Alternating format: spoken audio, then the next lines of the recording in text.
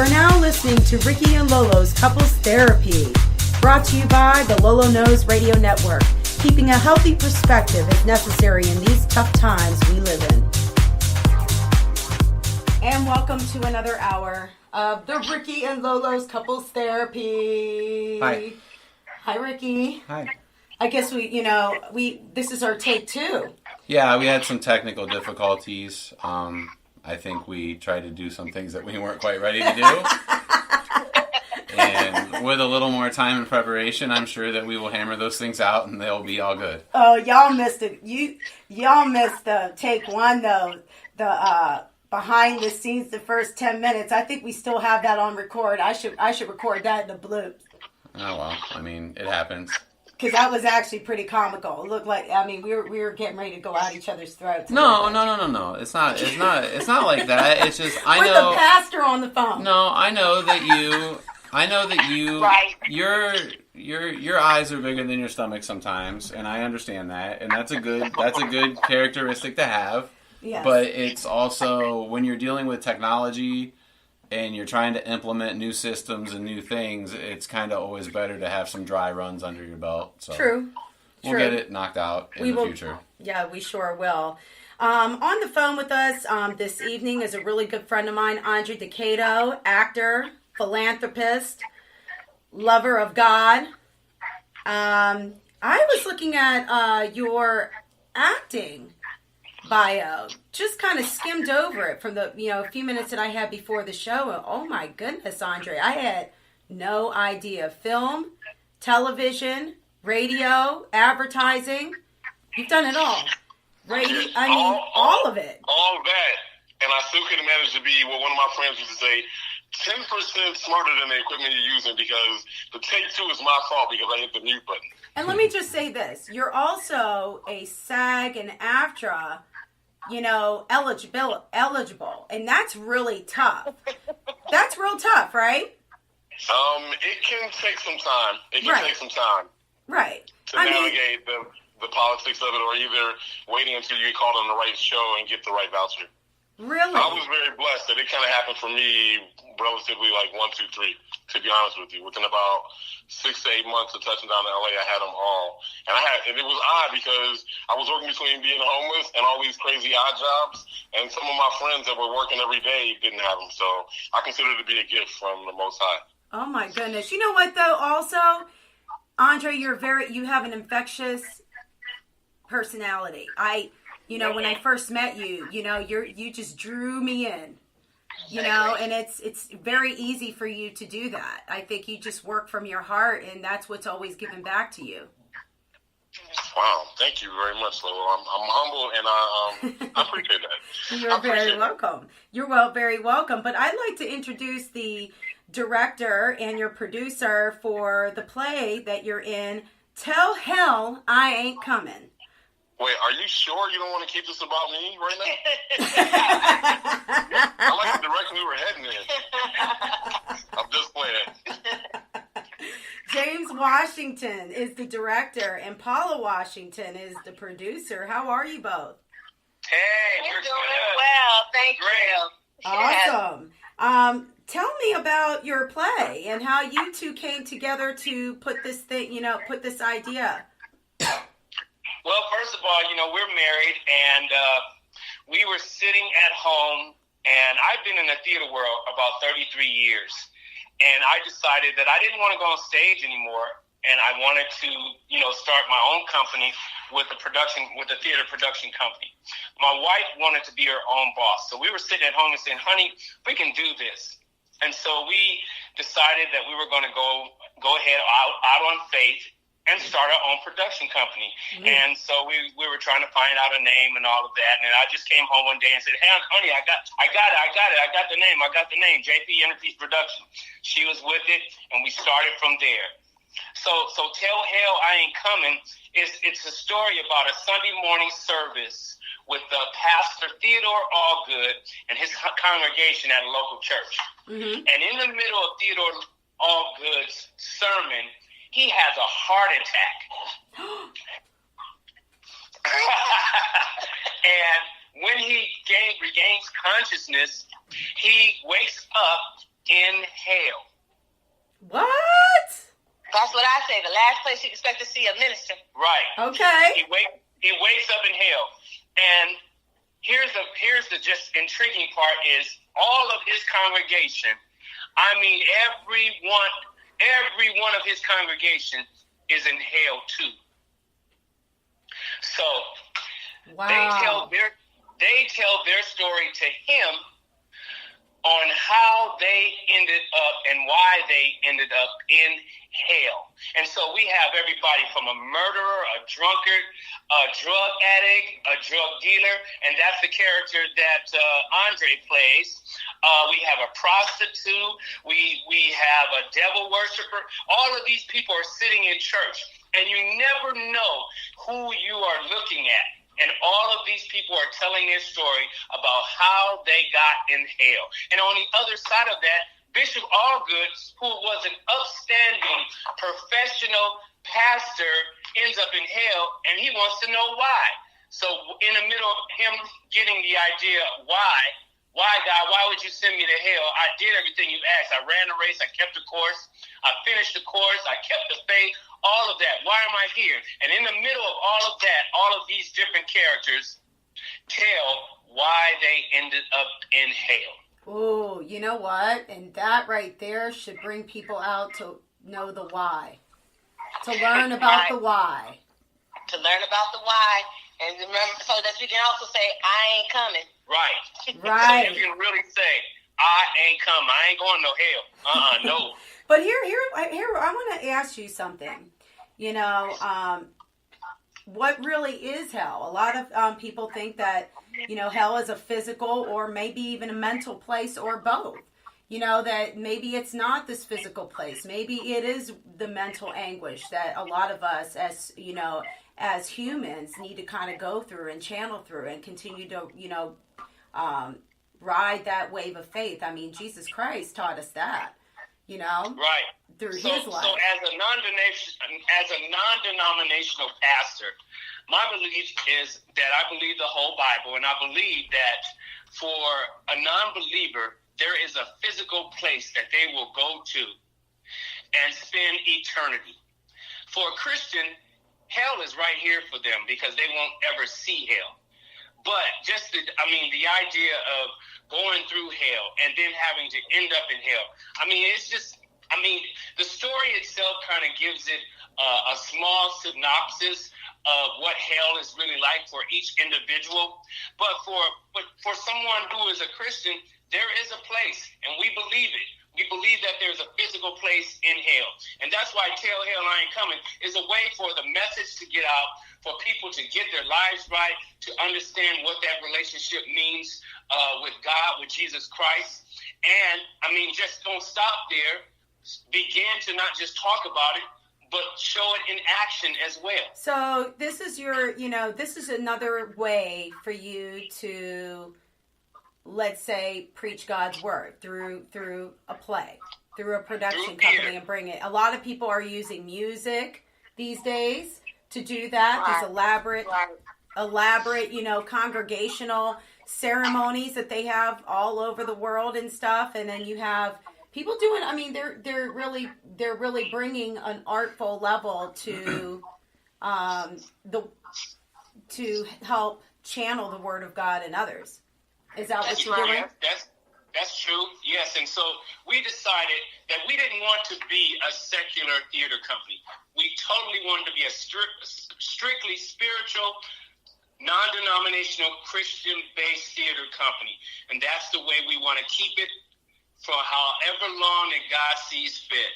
We're both Christians, and that's what we believe. How long have you guys been doing this, Paula? How long have you guys been doing this? And how... do you find that it's really helping people? Well, I'm going to tell you, we've only been doing this for 1 whole year. Okay. This is our 3rd show. And I think we are helping people. Let me tell you, if you reach one person, you've helped people. And I know for a fact we've reached more than that because we've had 2 shows completely done. And if nothing else, we know that our cast members are people who are being touched by the message, by by the camaraderie, by the family atmosphere, and also this show that we're in right now. The people that are in this show, I mean, from every walk of life, they are in this show, and they're bringing their all.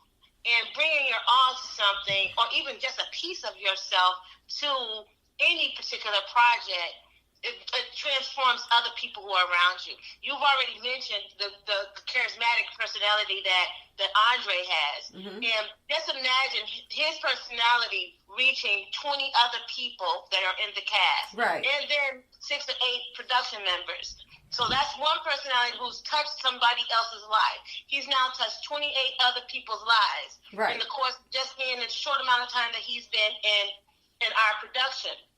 Think about all the other cast members who are sharing a piece of themselves too. Right. That's what I'm talking about in helping people, because we all do. When you touch someone, when you give a piece of yourself to other people, and you're lending a piece of yourself to other people, you cannot help but either be touched by them, transformed by them, or taught by them. Right. And to me, that's a beautiful thing to have. I love the fact that, you know, over these last few years, I've been noticing a major spiritual shift. A lot of people call it awakening. A lot, you know, there are others that are out there. They may call it God. They might call it universal, universe, most high, whatever, source. I've even heard that. I believe that everybody owes it to themselves to find whatever it is inside of them that makes them feel whole and makes them feel happy and makes them feel loved. You know, we are born, I believe we're born into to resurrect. I believe we're born into this world to resurrect our own spirits. You know, with everything that I've been through, and I know that many others have been through, there's always this resurrection of spirit. You can get that from a formal congregation, or get that from, you know, reading, you know, other people's words, and or just associating yourselves with like-minded individuals who feel, you know, who want to help you reach your higher self. You know, I believe that we have we are born and we're looking for, there's a void in us, and we're all looking for something to fill that void. Yes. And one of the most beautiful things in the world is when you find out that when you find that void is filled by the Holy Spirit, and you're saying to yourself, now what can I do? Because we all have a purpose. God put us on this earth for a purpose, and that's to proclaim His word. And when we're able to find that void, fill that void, and literally be able to share, like I said before, a piece of ourselves, then you can't help but say, yeah, that's what I'm here for. Or this other person is here, and we come to each other's paths, we cross each other's paths for a season. And it's a beautiful thing when God allows our paths to cross again. I look at Andre and James, who was in a show long time ago, and they just come across each other by happen chance. And they're at this point where both of them were at a point where they needed each other, not because there was something that needed to be done, but because here's this project called Tell Hell I Ain't Coming that both of them could be involved in, and lend their talents and their gifts with each other. Right. And there's a reason. There's always a reason and a season. And that this journey that we're on, the journey is something that each of us are going on this journey, and each of us has a purpose along this journey. And the people that we're touching and the people whose paths we're crossing, it's up to us to make sure that when we leave them, we're leaving the best imprint that we can on them. Right. I like the fact that somebody like, I'm sure you guys love Tyler Perry and his whole life story, you know, coming from very, very, very humble beginnings to where he's at now.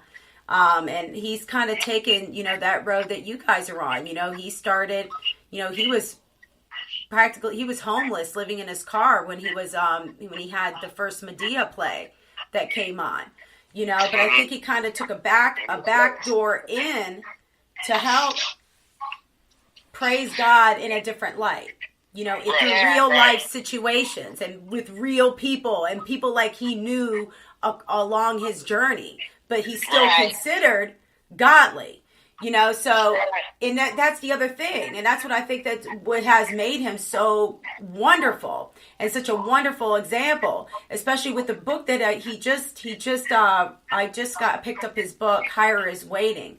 And I actually gave that book a copy of that book to each of my sons, you know, because having like that role model and somebody who was backed by faith or on his own journey, I wanted, you know, these are the types of stories that I want to continue to manifest and tell my own children, you know, and my grandchildren one day, you know, and hopefully many generations down the road.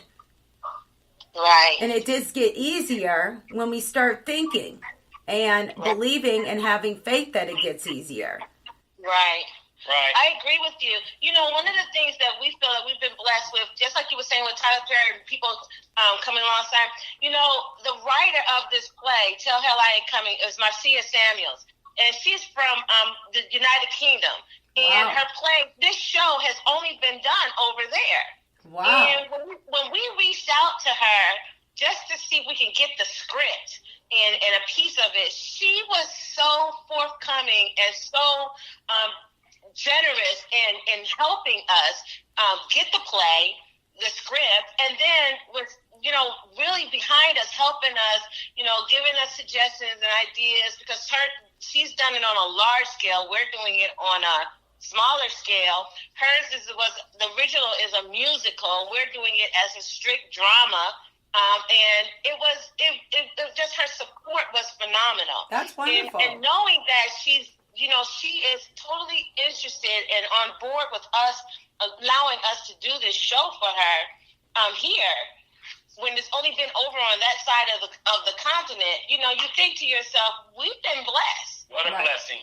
What a blessing this It is a blessing. I see it. And that's a wonderful, you know, so obviously that was definitely meant to be in your hands and for you guys to bring on over here. Can you guys give us, now that we're getting ready to wrap up this interview in about a minute, can you tell us about where the play is going to be and all that good info for the folks out there listening to the show? I sure can. Till Hell I Ain't Coming is going to be showcased at John Carroll University Annex Building, 2200 South Green Road in University Heights.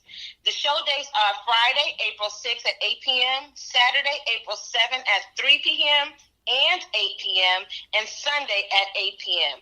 Tickets are available in advance for $25 online or $30 at the door. The website is Inner Peace Productions at .weebly.com. That's JPinnerPeaceProductions.weebly.com. And that's all one word. Yeah, if you guys send me that info as well, like I did just get it, so I can always post that too on the website.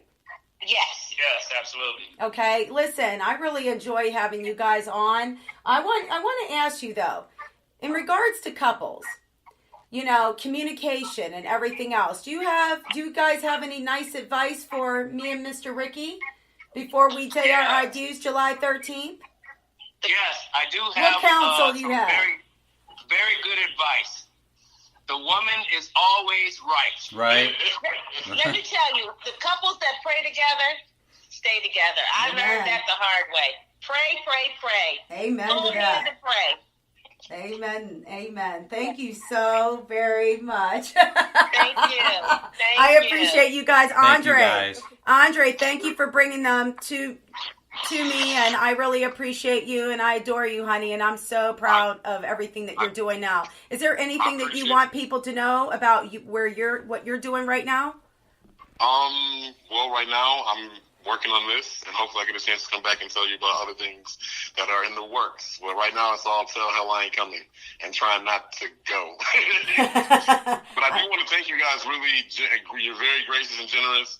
Spanish, I have more to learn about you, but I love you as my brother. Thanks, just man. You're taking my sister, and Lola, I have great love for you, and I thank you for sharing us with, taking the time to share your time and share us with your people. Absolutely. I appreciate We it. appreciate y'all. So thank you very much, okay? Enjoy and good luck, and God bless your show. And yours too. Thank you. Thanks, guys. And thank you for bearing with us through the technical difficulties. Oh, Ricky. thanks I for love bearing you. with I us. appreciate it. We're learning as we go. Yes, we are. Thank you. Like this relationship. Amen. I understand. All right. Thanks, All right, guys. Bye. All right. Peace. That was fun. Yeah, absolutely. Everybody's got, there's this movement of, there is definitely a shift, okay?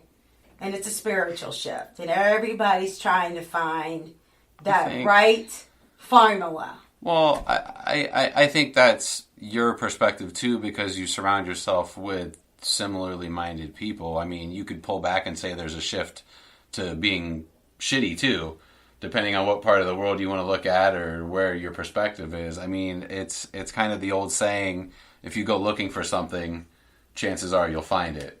So, I mean, it just depends on how many rocks you want to turn over or what rocks you're surrounded by, I guess, that really influences your perspective on things and where you are.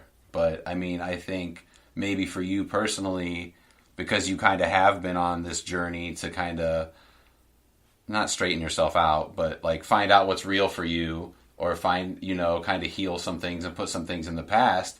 I think because you're on that journey, that it's easy to say that that's the journey that's going on when I'm not saying it's not. Right. I'm just saying that's when you're surrounded by something as much and working on yourself as much as you are. It's like somebody, that. okay, hold on. It's kind of like somebody who works out physically. You know what I mean? They found something that actually works for them. Absolutely. You know what I mean? It may work for them, but it might not work for somebody else. Well, no, I'm just saying, I'm not crapping on what you're doing or how you're doing it. I'm merely saying, you say you seem like there's this spiritual awakening going on. And I'm not saying there's not. I'm just saying from where you're at. Yeah, there's a spiritual shift. And and maybe it's just, I do pay attention. And, I do work in energies all day. I feel it. I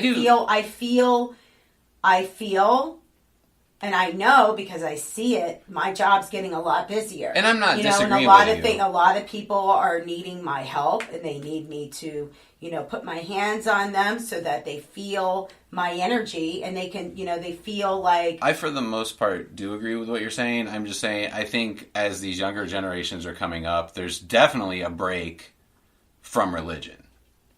So people are looking for maybe other things to kind of steer that ship or that part of their life or whatever. There's definitely a break away from traditional religions and traditional theologies and things like that. I definitely see a lot of that. Mm-hmm. So, there maybe that is part of just kind of the flip side of the coin. Do you feel like it's like sometimes I feel like you and I traveling this journey, like you see the shift on one end and I see the shift on the other end. I see it on both. I mean, I'm just saying I try to kind of step back from things, especially this kind of stuff. I don't get into it really. I think a lot of it's nonsense. But at the same time, I can also say, if that's what you need to get through your day, so be it. And here's what I wanted to also bring up. A lot of, when I was being brought up in it, there was this whole thing about being spiritually yoked together, meaning having the same ideology of, the same religion, or being able to pray with your partner. I'm more I don't know, like, it hasn't been a problem for me and you. That's all. And only because I think that we stand to learn from each other.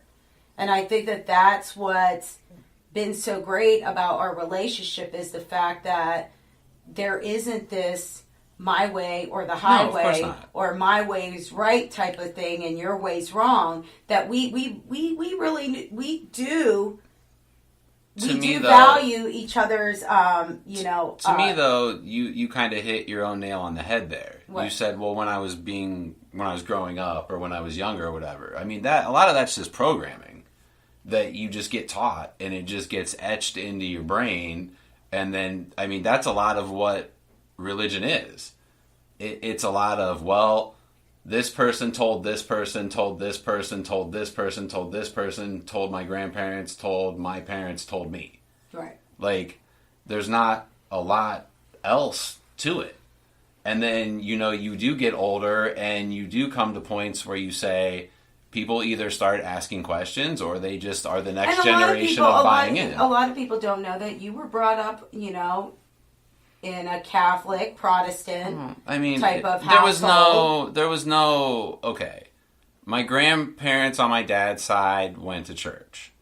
My grandma was Catholic. My grandpa was not. So even right there was a discrepancy right there. My dad didn't really give a shit one way or the other. My mom didn't really either, but she got the bright idea when I was about, 10 or 12 years old, we're going to start going to church. So then we started going to a non-denominational church. Then when I got with my ex-wife, her family's uber religious. Like, what you straight think up. of the non-denominational, James and and Paula have a non-denominational I'm not going to church. crap on the people that aren't in the room. If that's their thing, so be it. Organized religion to me is non-existent. I don't really believe in the Bible. I believe that historically there are some things that happened in it. I believe that Jesus was a guy that existed who was a nice guy and taught a lot of really good ideas that we can learn a lot of things from. But if you go back on a purely historical standpoint, all the stories in the Bible, even Jesus, are taken from pagan religions and stories that happened thousands of years before Jesus was even a thing. They're literally exact ripoffs. And the discrepancies in the Bible to begin with. We celebrate Jesus' birthday. Where do you know about a lot of this stuff? I mean, you can find it anywhere. Old history books, textbooks, if you want to spend And you've researched this stuff Oh, yeah, yourself. Extensively. I love it. It's super interesting to me. Even the similarities between Jesus and the Egyptian religions that preceded him. A lot of similarities there. Jesus' story and Horus's story from Egypt are almost identical. But, okay.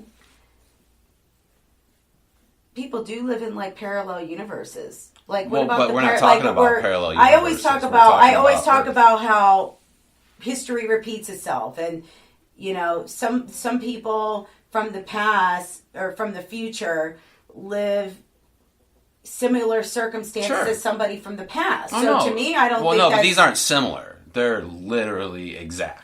Yeah. They're No, I would definitely have to see that for myself. Even things like Easter, the holiday, is a lot of things that happen at Easter are taken from the goddess Ishtar. She was a fertility goddess. I want to say, what civilization was she from? But her two symbols were eggs and rabbits. Mm-hmm. Easter bunny, Easter eggs. And the whole symbolism there being tied to Christianity through fertility and Jesus coming back, rebirth and birth. So there's all these little things that are just kind of rip-offs, and you can go back and look, even the pagan... Does it really matter? Yeah, absolutely. Because why does it matter? Every major atrocity that's happened in human civilization has been a direct result of religion. Every single I feel one. Like you're so angry at religion. Oh, no. It's just true. That's a factual statement. You can go back and look. Yeah. Almost every single war, almost every single mass casualty incident has been based in religion. Through terrorism, the Crusades. But what about the good that religion does? Well, what about the good that non-religious people do every day? And you don't have to have... If you have to have religion to do good, then your religion is shit. Because you're just using it as a justification. You're saying, well, I have to be good. Because if I'm not, you're doing it out of fear. You're not doing it out of genuine... For some people, it's a crutch. Of course. If the only thing that's keeping you from being an asshole is religion, then you're not really a good person. Now, you and I, you believe one thing, I believe something else. How are we able to coexist knowing that Well, but I think I that believe in God, you do? It's not, see, again, wait a minute, no, let's you're not- putting words in my mouth. No, hold on. I was getting ready to backtrack and correct myself. You don't discount that there is a God. I don't believe in a God. What do you believe? I don't know. I believe that I don't believe in an old white dude sitting on a cloud throwing lightning bolts at people. I do believe in energy. I do believe in science. And those things are not mutually exclusive. You can draw conclusions through spirituality, through science. Why do you think we all have such a hard time talking about? Why do you think a lot Because of people have a hard time? because it's ingrained in them, and a lot of people do cling to it. And when you cling to something that hard, when someone starts poking holes in it, it pisses you off. I mean, for some people, think about it. If you believe that if you're a good person and you believe in God and you believe in Jesus, as the story's told, like that guy that we were just talking to on the phone, he said, in the Bible, it says, if you believe in this, you get this, and if you believe in this, you go to hell. Period. That's it. The conversation's been shut down. If you start poking holes in that, that's that guy's life. And again, not to crap on the guy that's not in the room. I'm sure he's an awesome guy. That's his way to get through the day. But when you start poking holes in stuff like that for people, they start getting twitchy because they don't like that. And understandably so. I mean, it's pulling the carpet out from under you. Because if that's what you've been taught your whole life and that's what you believe in, it's hard to accept that it might not be true. So, of course. And I mean, it's all... I don't know. Here's what I posted yesterday, and what was reposted by Russell Simmons on my post on my Instagram. And I posted, you only lose what you cling to. And that was Buddha who said that. Well, yeah, that's a Buddhist philosophy. Yeah. So, and it's attachment is the root of all suffering. I feel when I felt that there was an unhealthy attachment to religion and ideals, and I've always felt very uncomfortable because it was pounded into your head, and it made it. And honestly, and when and it didn't always make me feel good, and especially, of course not. Especially my mom being a Jehovah's Witness, and a lot of their next level religion. That's again, right. That was, and from then on, it's just been. I had to find myself through that. That's why when we talk about when they were talking about tell hell I ain't coming. I feel like like I said, I can't get over the hell being within us. Well, that we create, it's all, and that compounds like living in this existence and all of this stuff and finding your way out. But see, I think that's the point. Religion is a very literal interpretation of a very vague thing. And I think that's where it kind of got... Religion, first of all, was a tool used to control people.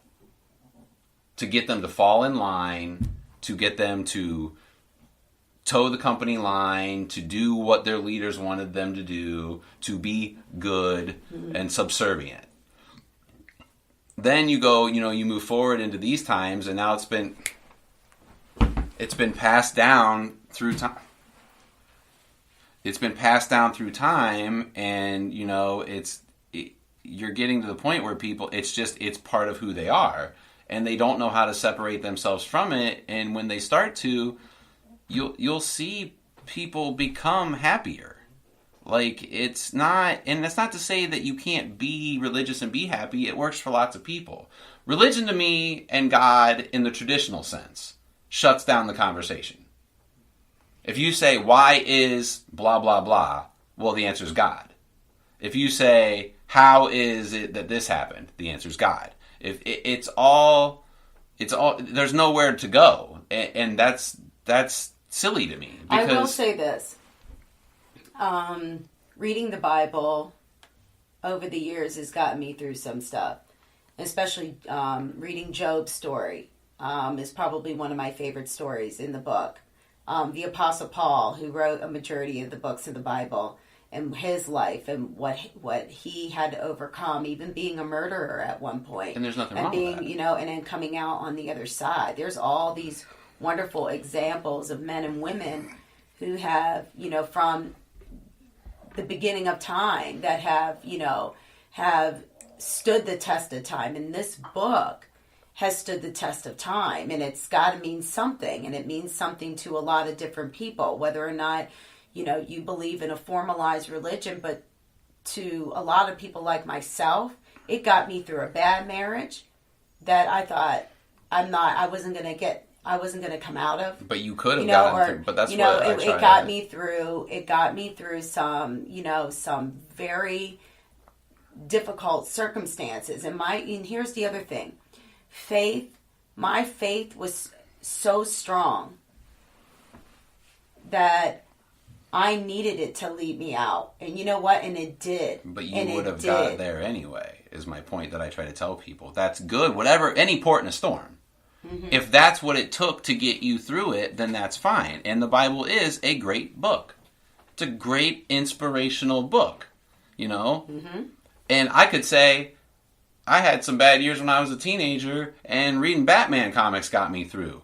That doesn't make Batman a good god. That just means that's what got me through that point in my life. So, again, there's nothing wrong with it. It's when people start getting all wrapped up in it. Mm-hmm. You should use it as a tool.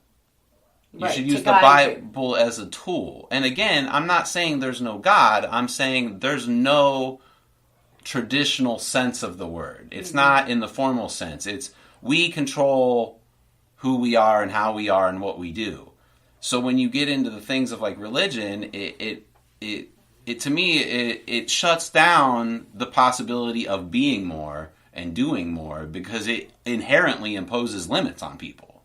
Religion is limiting, whereas going outside of it is limitless. I mean, look at the universe. Mm-hmm. It's limitless. Yes, it's ever expanding and ever growing and ever moving, and it's full of energy and power and electricity and atoms and molecules and things that we don't even know. Yeah. And the Bible says we're the only thing in it. How fucking arrogant is that to think that in this vast expanse of everything that we're the only thing on the only rock. We're finding new planets all the time that are very similar to Earth that we might be able to inhabit someday. And all these little things that people see, and I'm not saying like little green men or whatever, but there's probably, statistically speaking, there's probably something out there. So when you get into religion, it shuts that down. Religion tried to shut down Galileo. Religion tried to shut down people that said the earth was round. People tried to shut down the people that said the earth revolved around the sun. People tried to shut down the astronomers that said there was other planets. I loved the blue, the blue moon that was spinning on social media, and how that round moon was spinning. And somebody reposted it with, but yet the earth is flat. But yet we have this round moon continuing to spin, and you can actually see that it was round. Think about the sun. If you want to go down this road, and nothing pisses me off more than anyone that says the earth's flat. So if you ever want to get under my skin, that's a good way to fucking do it. But take a dinner plate, go in your kitchen right now. I talk about science all the time. Here's a little bit of science for you. Go in your kitchen, take a dinner plate, take a flashlight, and put it on top of the dinner plate. Where's it sunny at? Fucking everywhere. So that alone should tell you that the earth is not flat. And just to go down so many other roads and why the earth isn't flat, I could do a whole 6-hour series on why the earth isn't flat and why you're stupid for thinking that it is. But no, religion is limiting. It's always been stifling. It has hindered science. It has hindered advancement. And I think, again, hold on. Well, it does. Yes, and I think that we're we're inching our way past that. Look at the Pope. But because we have to drag people kicking and screaming. Look at the Pope. Right. Pope is doing a fine job in leading that movement of science and religion. Hey, why not both? Well, but see, it's not both. Again, it's not both. It's slowly pulling the religion out of it. People get caught up on terms and constructs. People think of God as God when you look at a painting or whatever, this cut dude with a beard sitting in a cloud. No. There can still be a God in the sense of something kind of steering the ship, but maybe it's just an energy. Maybe it's just a force. People want to personify things, and that's just simply not true. People want to say, it's just like all these other times in history, well, people wanted to dispute the Big Bang. Well, we can prove the Big Bang. So then the church goes back and the Pope goes, guys, the Big Bang's real. So, religion's slowly getting drugged into the mainstream, into the world of reality, because people are chipping away at the lies and chipping away at the stories. And that's why people... our government. And that's what... No, government and religion, that's another story. But, no, and just like I was saying, when you brought up why people get so uncomfortable. Yeah. Because you're chipping away at their rocks. You know what? I've always been... If you guys hear our dogs sneezing and snoring in the background, I'd like to apologize ahead of time. I would not like to apologize. They're allowed to sneeze and snore all day. Oh my goodness, they sound like little piglets. I don't know, I feel like you and I have conversations with all kinds of people about, people's beliefs don't bother me. You know what I mean? Unless, like you said, they really don't bother me. Because at the end of the day, I can't get hung up on somebody who, doesn't believe what I believe, or I don't believe what they believe. To me, I feel like that's wasted energy. We're all going at our own pace, and we all will, like you said, eventually get to where we're going. But again, I think when you chip away all the constructs and the labeling and the this and the that people's beliefs are probably pretty similar. More similar than they would like to believe. Right. It's just people get hung up on these labels of God or the Bible or this or that or these stories and interpreting them literally. Like, okay, let's take the story of Moses. You can say, in the Bible, they say the world flooded. Well, that's patently false. You can go take soil samples, you can go back through sediment, you can go back through rock formations. The world did not flood. But there have been times of flooding in different various areas. So they say the world flooded. Well, no, the world didn't flood, but maybe where Noah was flooded. So he thought the world was flooded. We're talking about a dirt farmer from the middle of nowhere who had no education. You're talking about dumb people. They didn't know a lot. They didn't realize that there was a world. They didn't realize that the world was round. They didn't realize that the world revolved around the sun. So they didn't know the world outside of what they saw. Mm-hmm. So his world was flooded. So he built a boat, and he got 2 of every animal. Well, no, he didn't. He got 2 of every animal that he knew. So it doesn't necessarily mean the story's not true. It means the story's not true. It can be both. It's not to be interpreted literally. Right. So somewhere along the way, think of the Bible as a game of telephone. Mm-hmm. The story started out, an old guy built a boat and put all the animals on his farm on it, and then down the road, take it through generation, through generation, through generation, through person, telling it, and now all of a sudden the guy built a boat as big as a fucking football field, and he put every animal that ever existed on the entire world on it. Yeah. So it doesn't mean the story wasn't true. It means it's been embellished to sell a book, to tell a story, to push an idea, to, again, control people. Because religion is a device used to control people. The kings were the ones that helped write the book. The kings were the one that pushed the message. So what did the kings want? subservient people. It's no different than now. To build their pyramids and shit. Well, let's not get into the pyramids because then I'm going to get really weird. But we'll go down the rabbit hole one day on this show. The pyramids could not have been built by people. It's a statistical impossibility. Even the best cranes and the best construction technology that we have at this very point in time would not be able to build the pyramids the way that they're built right now. So, call it what you will, and I'll save that for another show, but that's some hokey shit. How do you think... I want to talk about how our relationship works, even the fact that we are accepting of one another and our... But our beliefs aren't that different. It's just, I feel that you get hung up on the labels. But when we have our conversations and we strip those labels away and I kind of talk to you and we talk about things, you're like, oh yeah, I guess that is pretty similar. Yeah. Or whatever. Like when we first got in a relationship, we used to get in some arguments. And I'm like, no, I'm like, you're not understanding what I'm saying. And once I kind of got you to see like what I meant by what I was saying and change the way that I said it to get you, maybe I'm a little abrasive sometimes. Yeah, you are abrasive. So, and you do get especially when it comes to this kind of stuff, because I have put my time in on it. I have done the reading. I have done the research.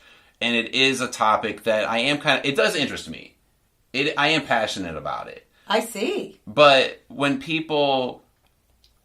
here's my biggest... Are you passionate to discredit it or to continue to learn? Both. Absolutely. If someone could present me with factual information that can be backed up in a scientific way and can be tested and retested and get the same results over and over, absolutely. But what about faith? Faith is the placebo effect. It's your brain playing a trick on itself.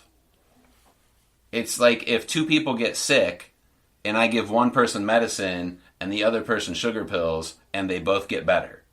Why did he get better?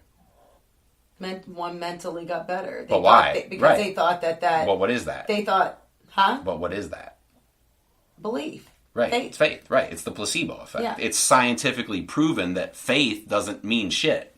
It's just your brain tricking itself. It's believing in yourself. And that's a great quality to have. But again, it comes down to these labels and these constructs of people saying, well, I'm going to pray to this invisible thing to make things better. Well, that's not really what you're doing. What you're doing by praying is positive reinforcement with yourself, which is a good thing.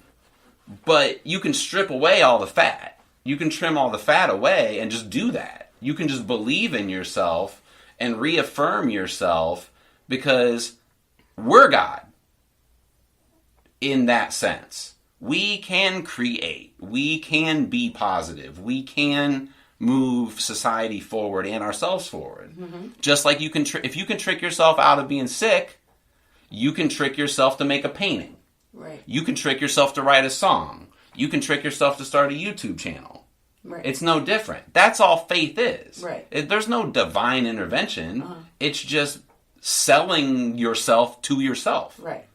So, and you know, a very religious person would probably be very offended by that because they've been pounded it into their head that it's God. Well, if I tell you that you're God... You know what? I used to have some of the most... difficult conversations, like with my mother. And then I just saw my sister kind of get all, just really to another level that I've never seen her before. But then, what you said, when you start chipping away at that shit, no, people but the get thing prickly. Is, that's the whole thing. She was, she was clear about her. She was like you said, using it for... Here's what turned me off of it. Complete my thought. That thought you were saying earlier first. About how people use religion to... Control. To control or to... Well, to justify. To justify. There it is. My biggest problem with religion is it's circular logic. And circular logic has no place. A lot of people do that. A lot of people use religion to justify. But even beyond that, it's circular logic. Here's how Christianity works. You ask someone, well, why is the sky blue? And they go, because God. And then you go, well, how do you know God exists? And then they say, because of the Bible. And then they go, well, how do you know the Bible's right? And then they say, because God said it is. Well, that's circular logic. There's no next step. You've shut down the conversation. God's real because the Bible's real, and the Bible's real because God said the Bible's real. So there's nowhere else to go. It's just, you're just talking in circles.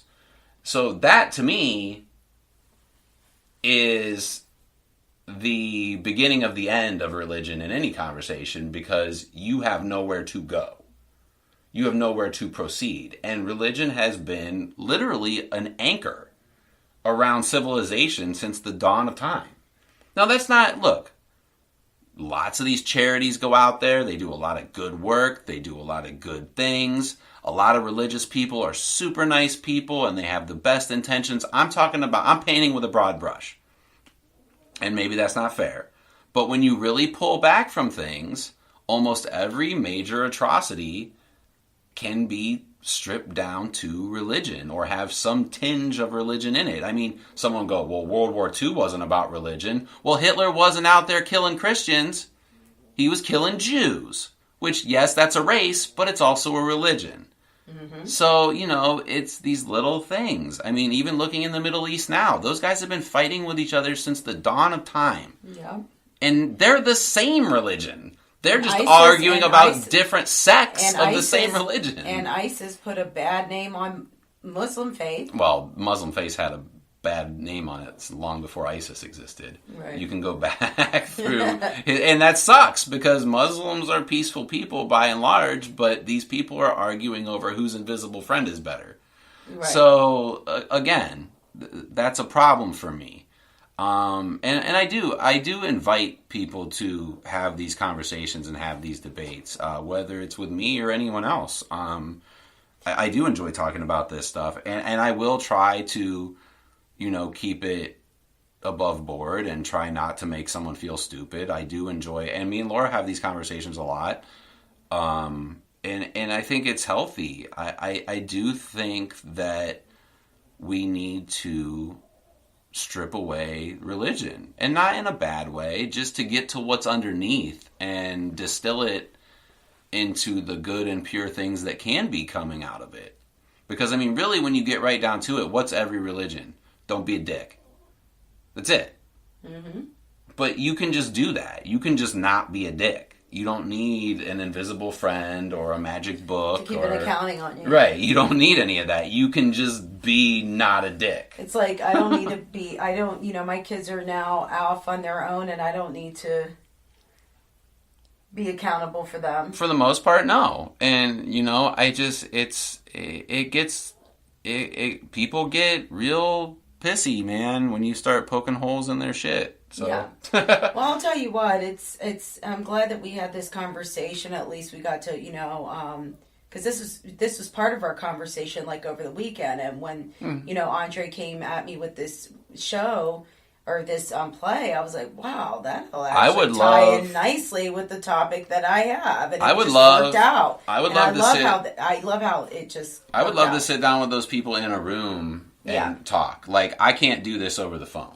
There's too much body language and inflection, but no, I would love to sit down with a pastor or a very religious person and not try to talk them out of it, but just kind of, like we've had. Have a conveation where it's, we should be able to talk about this by now. I feel like if you're going to put yourself, like, Jesus, for instance. Support your statements, He sat among worldly people, very worldly people. He was among, and he had conversations with them about this kinds of stuff, and they had conversations with him, and we all should be able to have that talk and be able to understand each other and understand why we may think the way we think and why we may be moving in the direction, of our, why we're moving in our own direction. Maybe this is the kind of things we have to start settling for there to be peace. That's why I feel like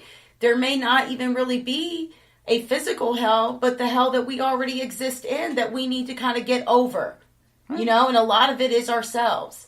Well, it's all ourselves. You know, I don't, like I said, I don't believe in any of that claptrap, and I'm there's pretty a happy lot of with people. my life, I feel so. like there's a lot of this that we can all help each other out on. And I think, and like I said, I like the fact that there's something really awesome about people putting the faith, in the arts and stuff, because I feel like even just then it helps people to be able to get through that. It could help them get through that day, could help them get through the next 10 years, Sure. could help them transition into where they're supposed to go from there. And it's real. And it's like an anchor, and it's real. It's and tangible. it's real. It's tangible. Somebody could see themselves in this play. So I want to thank everybody who joined in this conversation. First of all, James Washington, Paula Washington, and Andre Decato. Go see their play, Tell Hell I Ain't Coming. And all the details will be on my website. Okay, cool. Okay? So take care and have a wonderful evening, everybody. Bye. Bye.